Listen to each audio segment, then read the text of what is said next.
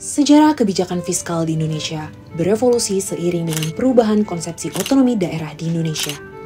Sebelum tahun 2001, pemerintahan masih bersifat sentralistis, baik itu pada masa Orde Lama tahun 1959 sampai dengan 1965 melalui demokrasi terpimpin, maupun pada masa Orde Baru tahun 1966 sampai dengan 1998 yang sangat tersentralisasi.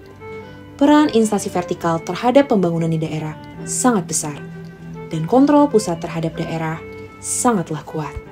Di era reformasi tahun 1999 sampai dengan 2004, demokrasi dan desentralisasi menjadi bagian dari pemerintahan yang memberikan otonomi yang jauh lebih luas kepada daerah. Pada awal reformasi, Undang-Undang Nomor 22 Tahun 1999 tentang Pemerintahan Daerah dan Undang-Undang Nomor 25 Tahun 1999 tentang Perimbangan Keuangan antara pemerintah pusat dan daerah menjadi dasar hukum pelaksanaan otonomi daerah dan desentralisasi fiskal. Memiliki prinsip dasar yang sama, yaitu hendak memberikan otonomi daerah yang jauh lebih luas dengan mendelegasikan fungsi dan kewenangan kepada pemerintah daerah yang didukung dengan pemberian sumber-sumber keuangan yang memadai untuk mendanai pelaksanaan fungsi dan kewenangan yang didelegasikan tersebut dalam kerangka NKRI. Kementerian Keuangan ditugaskan untuk menyelenggarakan fungsi pelaksanaan perimbangan keuangan antara pemerintah pusat dengan pemerintah daerah sesuai Kepres nomor 165 tahun 2000. Berdasarkan keputusan Presiden tersebut, dibentuklah Direktorat Jenderal Perimbangan Keuangan Pusat dan Daerah atau disingkat DJPKPD melalui KMK 02-KMK.1-2001 tentang organisasi dan tata kerja Departemen Keuangan yang ditetapkan pada tanggal 3 Januari tahun 2001. DJPKPD dipimpin oleh Mahfud Siddiq sebagai Direktur Jenderal. Di bawah kepemimpinannya, lahirlah Undang-Undang Nomor 33 Tahun 2004 tentang Perimbangan Keuangan antara pemerintah pusat dan pemerintahan daerah sebagai revisi dari Undang-Undang Nomor 25 Tahun 1999. Undang-undang ini mempertegas konsep manifold function yang memberikan keleluasaan lebih kepada pemerintah daerah dalam merencanakan dan melaksanakan anggaran mereka.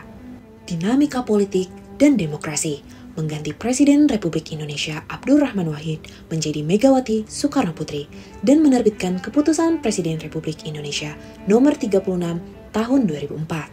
Penerbitan Kepres tersebut seiring dengan reorganisasi di Departemen Keuangan yang terjadi pada tahun 2004, di mana tugas dan fungsi DJPKPD melebur ke dua unit eselon 1 lainnya.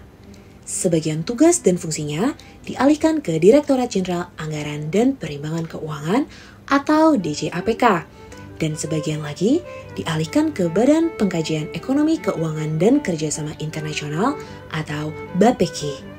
DJAPK yang baru terbentuk dipimpin oleh Ahmad Rojadi, dan BAPEKI dipimpin oleh Anggito Abimanyu.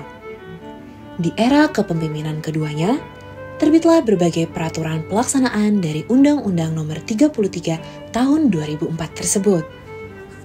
Pemilihan umum pada tahun 2004 berhasil memilih presiden yang secara langsung dipilih oleh rakyat Indonesia, yakni Susilo Bambang Yudhoyono, yang pada awal periode tugasnya menetapkan antara lain Peraturan Presiden Republik Indonesia Nomor 10 Tahun 2005, di mana unit eselon 1 yang menangani fungsi perimbangan keuangan masih tetap berada di DJAPK dan BAPEKI. Menteri Keuangan pada periode Kabinet Indonesia Bersatu saat itu melakukan perubahan susunan unit eselon 1 di lingkup Departemen Keuangan yang dikukuhkan dengan diterbitkannya Peraturan Presiden Nomor 66 Tahun 2006. Pada era ini, lahirlah Direktorat Jenderal Perimbangan Keuangan atau DJPK yang merupakan penggabungan dari 4 unit eselon 2 yang sebelumnya berada di DJAPK dan BAPEKI.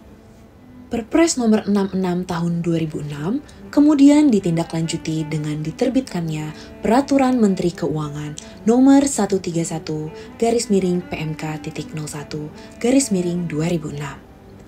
DJPK yang baru dibentuk terdiri atas 5 unit eselon 2. DJPK pertama kali dipimpin oleh Mardiasmo.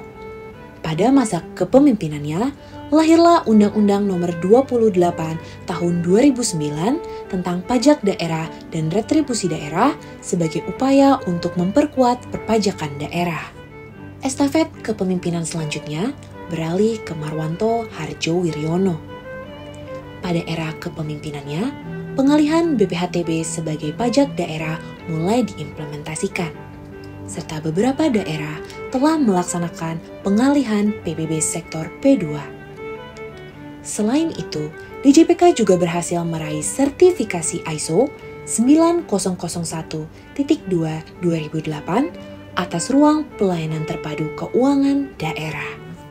Dalam 2 dekade terakhir, pelaksanaan desentralisasi fiskal di Indonesia telah dilaksanakan dengan cukup masif apabila dibandingkan dengan pelaksanaan di negara lain.